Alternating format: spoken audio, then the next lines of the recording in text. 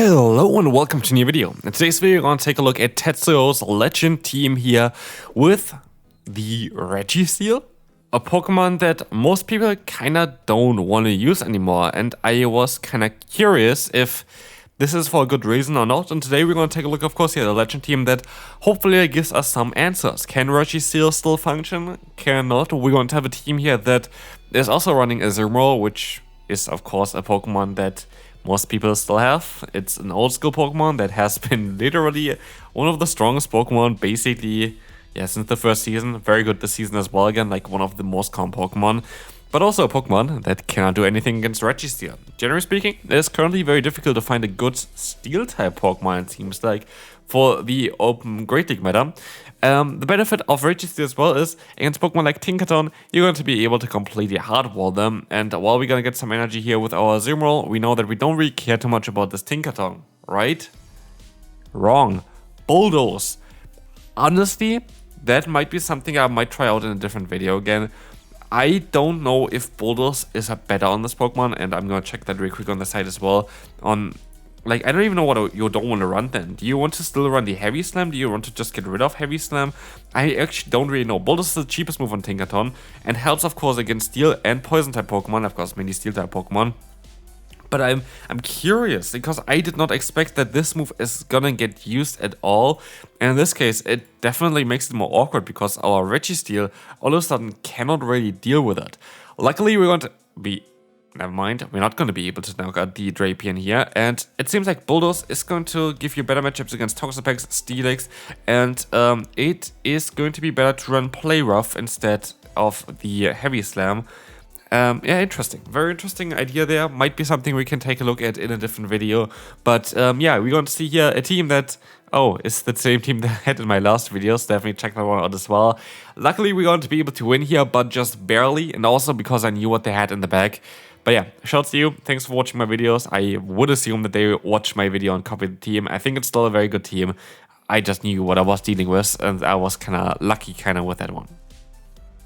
Anyway, let's take a look here now at the next matchup. We're going to have a Claydol against the lead.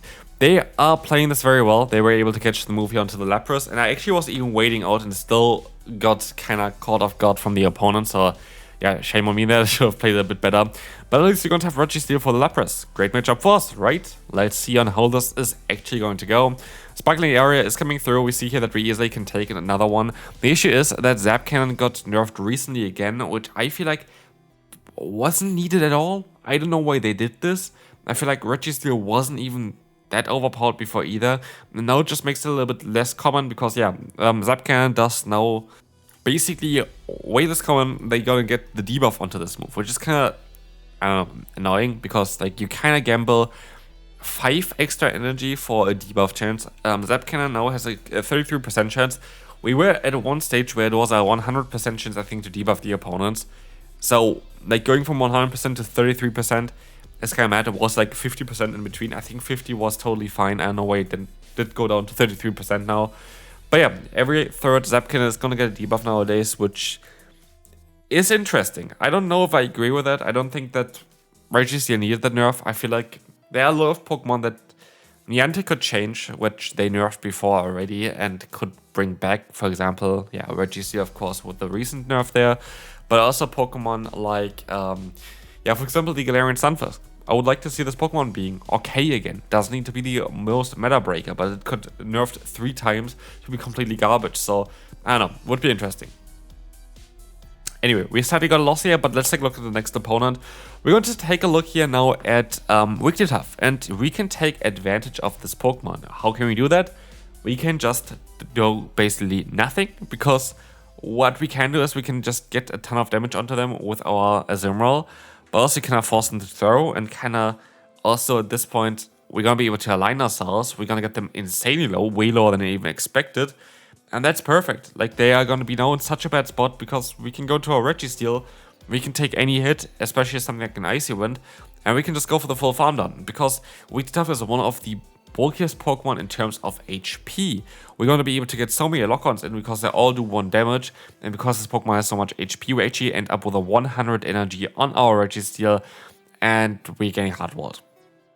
Yeah, what else can I say here? We're going to have our Annihilape against the opponent's Jellicent, which kind of makes me believe that there is play for Rage Fist Shadow Ball version of Annihilape. I think this would be a very interesting shout for the current meta, because it gives you basically the option to do either a ton of damage with the Shadow Ball or boost your own attack up. And I feel like this would be an interesting shout for the meta, because a lot of times like a little bit of damage drop, like damage buff would be kind of nice on this Pokemon. A little bit more, like for example here against Jellicent, like a Shadow Ball gonna one-shot them. Like the Rage Fist doesn't do that.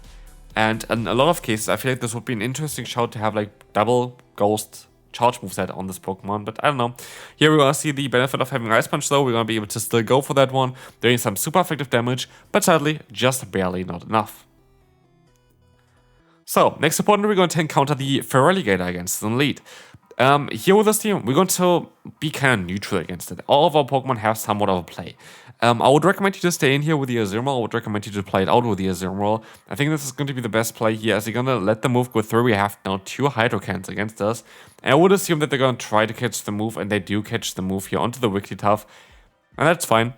We're going to have a hard answer to this Pokemon, and I can swap into that one straight away, because now I just have to go for the Focus Blast. I'm going to have a ton of energy, now 100 energy, to be, just a bit clearer here. So you're going to be able to go for the KO. I should have most likely undercharged at this point. I should have definitely undercharged the Focus Blast. I didn't know on how much damage this move would do, but I do think that this would be the better one to go for. Like you're going from the undercharge there to get more energy here for this matchup. Even if they will survive with a few HP, even then counter still would have done enough damage, so there was a bit of a misplay by me. I could have played this one for sure a bit better, but they're going to reveal that they have Registeel in the back, and that wins the battle instantaneously. At this point, this battle is over already.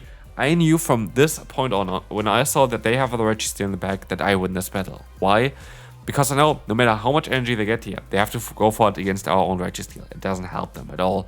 They can't go for the full farm down, so our Pokemon gets knocked out here. And now it's down to Annihilape. The big benefit of Annihilape is you do so much damage with the fast move, and you have Rage Fist quite fast. Issue is, we have only 1 shield, and they outspeed us here, and I was hoping that counter actually does more damage, and so are we gonna win this one? Do they have 2 Hydrocans here? They do actually have 2 Hydrocannons, but we are going to be able to win the CMP tie, and with that, we're going to be able to win this battle, because what does the Registeel do? Absolutely nothing, and we can move on to the next opponent. Starting off with a great lead here of Azumarill against the Dragonite, and they can go for a charge move. It is weirdly enough, the charge move was superpower, and also they're gonna swap out into the Dugong, and I make a mistake. I should have went into the Annihilape. There is no point of going into this Pokemon here. With the Annihilape, I would have been able to maybe even fully farm them down, have 2 Ice Punches against the Dragonite, knock them out with that, and have a great time, but now I have to risk it. I have to risk it all.